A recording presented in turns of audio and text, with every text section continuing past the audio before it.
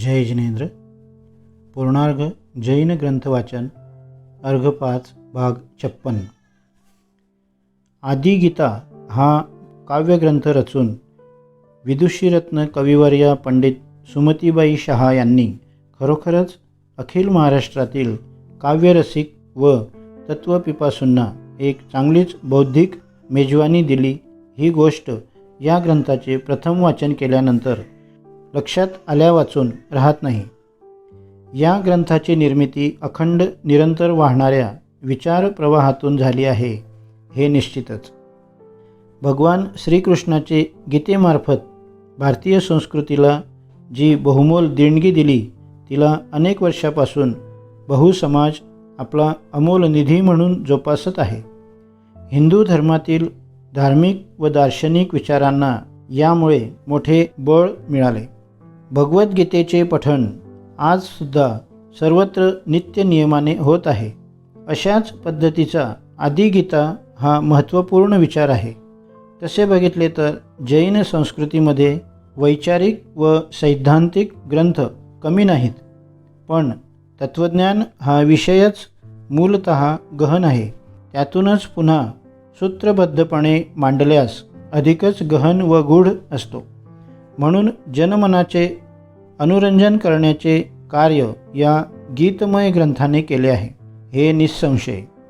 असा हा ग्रंथ आजपर्यंत उपलब्ध नव्हता, तो आज प्रकाशित झाला आहे. काव्य प्रांतात हा नावारूपास प्राप्त होईल हे तेवढेच खरे. विचारांचा अपूर्त प्रवाह हृदयी होता, म्हणूनच ही आदिगीता त्यांना स्फुरली. सामाजिक व शैक्षणिक कार्याला आपले संपूर्ण जीवन अर्पून त्यांनी आपला साहित्यिक परिमल काव्यरसिकांना दिला. त्याच्या पाठीशी अनुभवांचे अखंड विश्व उभे आहे. प्रस्तुत आदिगीतेमध्ये एकूण 14 खंड केले आहेत. या 14 खंडात पंडिता सुमतीबाई शहा यांच्या काव्य प्रतिभेने भारताच्या प्राचीन संस्कृतीतील ठळक चरित्र वाङ्मय ग्रथित केले आहे. त्यांनी भगवान आदिनाथांच्या चरित्रातून, कधी भरतेश्वराच्या भोगवादी जीवनातून, कधी रामचंद्रांच्या आदर्श रामराज्यातून, तर कधी भगवान कृष्ण कौरव पांडवांच्या युद्धभूमीतून आपली गीतगंगा मोठ्या डौलाने संथपणे प्रवाहित केली आहे. आपल्या अमरवाणीने ज्यांनी सर्व प्राण्यांचा उद्धार केला व वेळोवेळी सद्धर्माचे पुनरुज्जीवन करून आत्मकल्याण मार्ग जगाला दाखवून दिला, त्या वृषभतीर्थंकरांच्या वंदनेतून आदिगीता या सरितेचा आरंभ होऊन जगाला अन्याय, हिंसा व भ्रष्टाचार यापासून सोडविणाऱ्या महावीर या अंतिम तीर्थंकरांपर्यंत प्रवाहित केली. आदिगीतेचा प्रवास हजारो मैलांचा जरी असला तरी सकृतदर्शनी वाचक त्यात इतका तद्रूप होतो की त्याला क्षणभर का होईना हे दुःख विसरल्यासारखे होते व तो दिव्य आत्मानंदामध्ये विभोर होऊन मयुराप्रमाणे नाचू लागतो. आदिगीता हा स्वच्छंद काव्यफल पंक्तीने बहरलेला अशोक वृक्ष आहे. त्यांचा काव्यदृष्टीने विचार केला तर प्रासादिक सुगम आढळेल.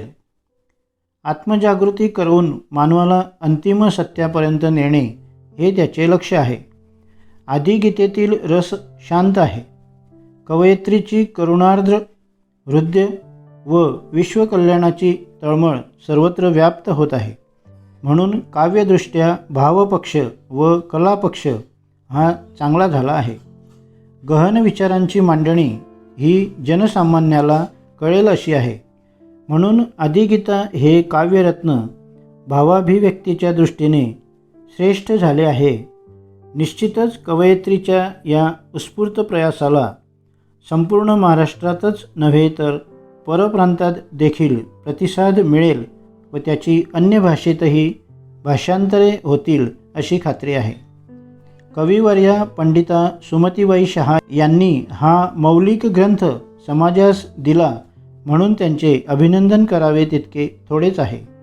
त्यांच्या या विशाल साहित्य सेवेकडे पाहिल्यास कोणाही गुणग्राही माणसाचे मस्तक झुकल्याशिवाय राहणार नाही. 3. हृदगंध. या वरील 2 ग्रंथांशिवाय त्यांनी हृदगंध हे गीतांजली सदृश गद्य काव्य लिहिलेले असून त्यात त्यांच्या विचारांच्या गांभीर्यतेचे, सखोल व्यासंगाचे व हृदयाच्या विशालतेचे दर्शन होते. त्यांनी या ग्रंथात जीवनाभूतीतून व अनेक सद्ग्रंथांच्या वाचन मननातून जे हृद्भाव हृदयात तरंगले तेच प्रामाणिकपणे मांडण्याचा प्रयत्न केला आहे. 4. भावपल्लवी. या ग्रंथात भगवंतांचे स्तवन असून पावित्र्य, औदार्य, समाधान, शुचिता, सेवा, शुश्रूषा, सौख्य, उपासना, क्षमा, मानवता, वात्सल्य इत्यादी भावनांचे चिंतनात्मक मौलिक विचार मांडलेले आहेत. यावरून त्यांच्या चिंतन व मनन पद्धतीची, विचारांच्या सखोलतेची व सुदृढतेची जाणीव होते. 5. समयसार. या ग्रंथात भारतीय तत्त्वज्ञ व महान आचार्य श्री कुंदकुंद यांच्या समयसार या ग्रंथाचे स्वैर विवेचन केले आहे. या ग्रंथातील कर्ममुक्तीच्या मार्गाचे लेखिकेने उत्कृष्ट विवेचन केले आहे. 6. रामायण. भारतीय वाचकांच्या समोर जैन वाङ्मयातील कथा सुरेख पद्धतीने मांडण्याचा प्रयत्न लेखिकेने केला आहे. त्या म्हणतात, श्रीरामाची कथा ही जीवनाची व्यथा दूर करणारी संजीवनी आहे असे मला वाटत आले आहे. जीवनात यशस्वी होण्यास तिचा उपयोग होईल असे काहीतरी या पवित्र जीवनात आहे, म्हणूनच एवढा प्रपंच करावा लागला आहे. 7. हे गीत जीवनाचे. पंडिता सुमतीबाई शहा यांनी गीत जीवनाचे असे नाव देऊन आपले आत्मचरित्र लिहिले आहे.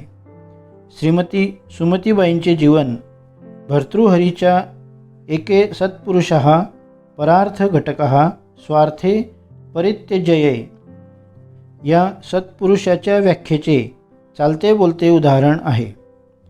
स्वार्थाचा संपूर्णतया त्याग करून दुसऱ्याच्या कल्याणासाठी झिजणे, त्याशिवाय त्यांच्या जीवनात शोधूनही दुसरे काही आढळणार नाही. या त्यांच्या आत्मचरित्रात त्यांच्या परोपकाराची कथा आली आहे. त्यांनी आपण या लोकोत्तर तपश्चर्येला का लागलो व ती करताना आलेल्या अडचणींना तोंड देत देत एवढे कार्य कसे करू शकलो याचा इतिहास दिला आहे. याशिवाय पंडिता सुमतीबाईंनी सुवर्णरेखा गद्यकाव्य, भावगीता, श्री कुंदकुंदाचार्यांच्या नियमसार ग्रंथाचे स्वैर भाषांतर, ज्ञानगीता, ज्या निषधासारख्या चिंतनपर स्वतंत्र अमोल ग्रंथ असे निरनिराळे ग्रंथ लिहिले आहेत. या पूर्णार्ग ग्रंथांच्याही प्रेरक व प्रमुख संपादक त्याच आहेत. पंडिता सुमतीबाई शहांप्रमाणेच विद्युल्लताबाई शहा यांनी श्राविकाश्रमतर्फे प्रकाशित होणाऱ्या श्राविका मासिकातून अनेक विषयावर सखोल लेखन केले आहे.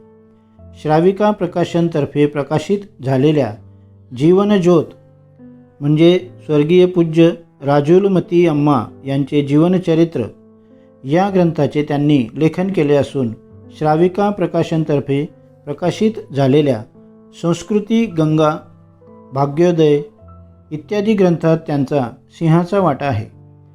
विचारप्रवर्तक लेख लालित्यपूर्ण शैलीत मांडणे हे त्यांच्या लेखनाचे खास वैशिष्ट्य म्हणून सांगता येते. प्राकृत साहित्यातील महान विद्वान डॉक्टर A.N. उपाध्ये यांनी अनेक मराठी जैन ग्रंथ निर्मितीमध्ये सहाय्य केले असून जैन दर्शन वाङ्मयादी विषयावर मराठीतून अनेक लेख प्रसिद्ध केले आहेत. जीवराज ग्रंथमाला चालक न्यायतीर्थ भिसीकर यांनी अनेक मराठी जैन ग्रंथ लिहून व भाषांतरित करून आपले पूर्ण आयुष्य या कामी खर्ची घातलेले दिसते. पंडित जिनदास शास्त्री फडकुले यांनी तर रवी शेणाच्या पद्मपुराणाचे पूर्णतः मराठी भाषांतर करून मराठी जैन साहित्यात एक नवीनच दालन उघडले आहे. त्यांनी क्षुल्लक आदिसागराचे ग्रंथ आदी 200हून अधिक ग्रंथ लिहिलेले आहेत. गद्य पद्य रामायण महाकाव्याचे लेखन हे त्यांचे खास वैशिष्ट्य होय. त्यांच्याशिवाय जंबूकुमार शास्त्री इत्यादींनीही या कामी सहाय्य केलेले दिसते. प्राध्यापक सुमेरचंद जैन यांनी तर 100हून अधिक मराठी जैन ग्रंथांचे संपादन करून अधिकाधिक जैन मराठी साहित्य समाजासमोर आणण्याचा प्रयत्न केलेला दिसतो. सोलापुरात राहून आपल्या वाणी, लेखणी व कृतीच्या साहाय्याने ते देशविदेशापर्यंत पोहोचले आहेत. साहित्यिक क्षेत्रातील त्यांचे कार्य असामान्य आहे. अमरकोश, धर्मचिंतनिका, भगवान महावीरांचे तत्त्वज्ञान, अमरकथा भाग 1 ते 4, द्रव्यसंग्रह, सुलभ जैन धर्म व भगवान महावीर स्मृती ग्रंथ हे त्यांचे महत्त्वपूर्ण साहित्य होय. याशिवाय प्रचंड बालवाङ्मय, नाट्य, कादंबऱ्यांचेही त्यांनी लेखन केले आहे. प्राध्यापक सुभाषचंद्र अक्कोळे यांनी तर प्राचीन मराठी जैन साहित्य यावर प्रबंध लिहून डॉक्टरेट पदवी मिळवलेली आहे. Doctor Sanghave, doctor Vidyadhar Joharapurkar, doctor Lokhande यांनी जैन जागृतीचे काम आपापल्या विविध ग्रंथ संपादनाद्वारे व लेखाद्वारे केलेले दिसते. त्यांच्याशिवाय प्राध्यापक जी.के. पाटील, प्राध्यापक भोमाज, प्राध्यापक एम.एस. रणदिवे, प्राध्यापक गजानन भिडे, प्राध्यापक ए.एस. मोरे, आभा सोनटक्के, प्राध्यापक जयकुमार आळंदकर, प्राध्यापक व्ही.एस. जैन आदींनी विविध प्रकारची ग्रंथसंपदा व जैन दर्शन, साहित्य, कला यावर अनेक लेख लिहून प्रसिद्ध केलेले दिसतात. या विविध लेखांच्याद्वारे जैन धर्माचे यथार्थ ज्ञान करून देण्याच्या प्रयत्नाबरोबरच जैन धर्माकडे आधुनिकतेच्या दृष्टीने पाहण्याचा दृष्टिकोन धर्मीयांना दिलेला दिसतो. कवी जयकुमार क्षीरसागर, विद्युल्लता शहा, वासंतीबाई शहा, विशल्यादेवी गंगवाल, सौ सुरेखा शहा, पंडित वर्धमान शास्त्री आदी मंडळी जैन मराठी साहित्य निर्मितीच्या कार्यात मग्न असलेली दिसतात. या वर उल्लेखित नावांच्या शिवाय इतरही अनेक लेखक, लेखिका, कवी, कवयित्री आहेत. त्यांच्याकडूनही जैन धर्माची साहित्य रूपाने यथार्थ सेवा चालू आहे. या सर्वांचाच या ठिकाणी उल्लेख करणे शक्य नाही. मराठी जैनेतर विद्वानांच्या माहितीसाठी म्हणून जीवराज ग्रंथमाला सोलापूर या महान संस्थेतून प्रकाशित करण्यात आलेले मराठी जैन साहित्याची यादी येथे देण्यात येत आहे. ती आपण या पुढील भागात ऐकणार व वाचणार आहोत.